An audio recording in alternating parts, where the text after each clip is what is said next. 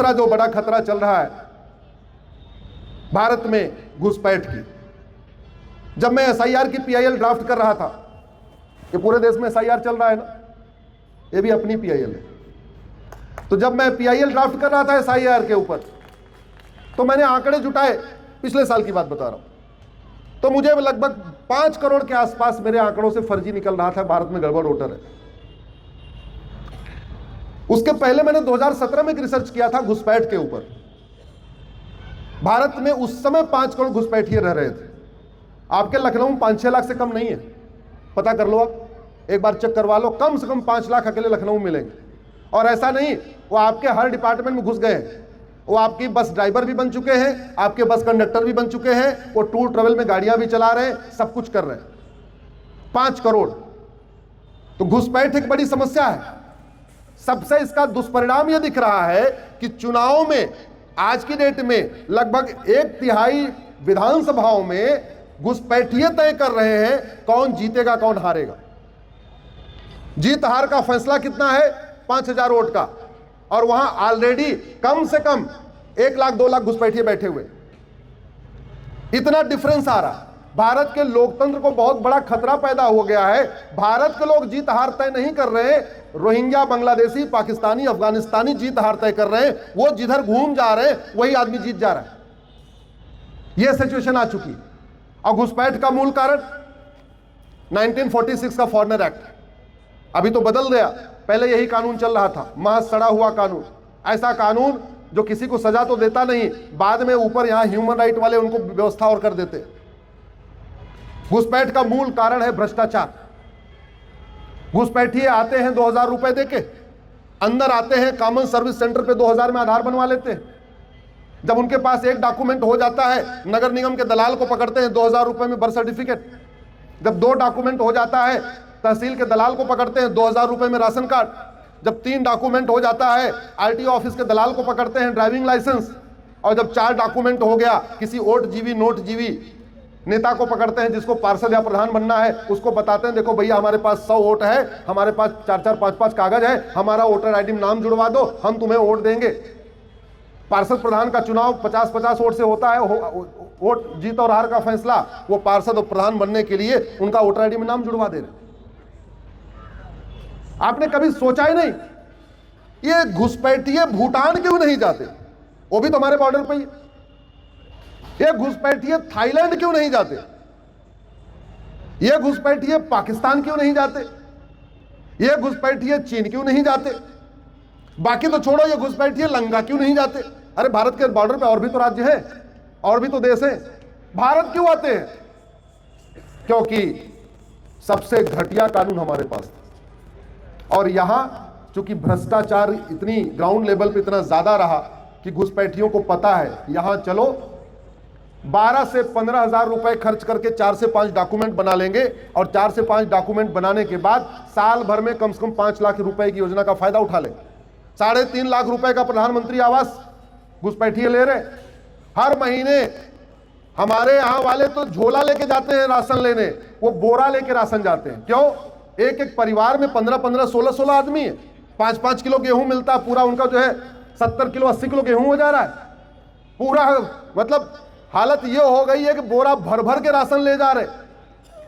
12 से 15 हजार रुपए खर्च कर रहे हैं, साल में 4 से 5 लाख रुपए का फायदा उठा रहे हैं। अब तो उनको मुद्रा लोन भी उन्होंने लेना शुरू कर दिया, अब तो उन्होंने वजीफा भी लेना शुरू कर दिया, अब तो उन्होंने केंद्र सरकार की योजनाओं का फायदा उठाना शुरू कर दिया, राज्य सरकार की योजनाओं का फायदा उठाना शुरू किया। और आज भारत में सबसे ज्यादा अगर खौफ किसी राज्य में प्रशासन का है तो हमारे उत्तर प्रदेश का है। खौफ है कि नहीं? खौफ जरा जोर से बोलिए जरा। तगड़ा खौफ है कि नहीं? तगड़ा खौफ है। इतना तगड़ा खौफ होने के बावजूद भाई साहब रायबरेली में घुसपैठियों ने 19,500 बर्थ सर्टिफिकेट बनवा लिया। इतना खौफ होने के बाद महाराष्ट्र के यवतमाल में एक गांव में जिसकी जनसंख्या टोटल 1400 है, वहां 28,000 बच्चे पैदा हो गए 1 साल के अंदर। गांव की जनसंख्या 1400 और बच्चे कितने पैदा हो गए कागज पे? 28,000। कैसे हुआ? सब वही खेल मैंने बताया ना, 2-2 हजार 2-2 हजार। हमारे लिए, हिंदू धर्म के लिए, हमारी संस्कृति के लिए, हमारी परंपरा के लिए जो सबसे बड़ा खतरा है वो है भ्रष्टाचार। बहुत तेजी के साथ ये घुसपैठिए यहां पे अपना पैर जमाते जा रहे हैं। नदी किनारे, सड़क किनारे, रेलवे किनारे, बस स्टैंड पे, उत्तराखंड के जंगलों में, हमारे यहाँ तालाबों के किनारे आ रहे हैं, बस रहे हैं। गांव के लोग थोड़े सीधे साधे होते हैं, आते हैं मजदूरी करने, मिस्त्री करने। अभी आप गांव में चले जाओ, मैं प्रयाग का रहने वाला हूं, गया मैं गांव बनवाने, घर बनवाना था, पिताजी बहुत पुराना घर हो गया, हमने कहा घर बनवाना है, क्या करें? अरे बोले बंगाली आए हुए हैं, मिस्त्री लेबर सब आए हुए हैं, वहीं डेरा डाल के बैठे, उन्हीं को ले लेते। हमने कहा बुलाइए जरा बात करें। मैंने बात किया, सारे के सारे बांग्लादेशी और डेरा डाल के बैठे हुए। मैंने पिताजी से बाद में पूछा कब से हैं ये? बोले 3 साल से हैं और पूरे इस 3-4 किलोमीटर एरिया में सबका घर यही बना रहे। क्यों? खौफ नहीं है। चीन क्यों नहीं जाते? खौफ है। लंका क्यों नहीं जाते? खौफ है। सिंगापुर क्यों नहीं जाते? खौफ है। जापान क्यों नहीं जाते? खौफ है। और भारत क्यों आते हैं? उनको पता है एक तो कानून गड़बड़ है, ऊपर से यहाँ के नेता सत्ता की खातिर किसी भी हद तक जाने के लिए तैयार है। ऊपर से यहाँ के लोग पार्षद और प्रधान बनने के लिए देश से गद्दारी करने के लिए तैयार हैं। सांसद विधायक बनने के लिए सारे डॉक्यूमेंट बनवाने के लिए तैयार बैठे हैं। इसलिए मैं कहता हूं अब समय आ चुका है, हम सब लोगों को एक होकर इसके खिलाफ आवाज उठाना चाहिए, क्योंकि जब तक ये ऐसे सिस्टम चल रहा है तब तक व्यवस्था नहीं बदलेगी। हमारे देश में कलयुग चल रहा है।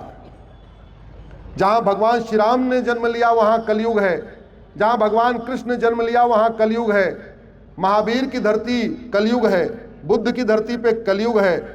लेकिन जहां इन लोगों ने जन्म नहीं लिया वहां आज भी सतयुग है। सिंगापुर में सतयुग है, जापान में सतयुग है, क्योंकि वहां राम मंदिर तो नहीं है लेकिन राम नीति लागू है, और राम नीति है भय बिन होय न प्रीत। वहां भगवान कृष्ण का मंदिर तो नहीं है लेकिन कृष्ण नीति लागू है, और कृष्ण नीति है सठे साठ्यम समाचरित। वहां हमारे लोग कम हैं लेकिन हमारे पूर्वजों की बात को उन्होंने समझा। हमारे पूर्वज कहते थे लोहा लोहे को काटता है, हमारे पूर्वज कहते थे न रहेगा बांस न बजेगी बांसुरी। इस सिद्धांत को जिन देशों ने लागू कर दिया वहां सतयुग चल रहा है।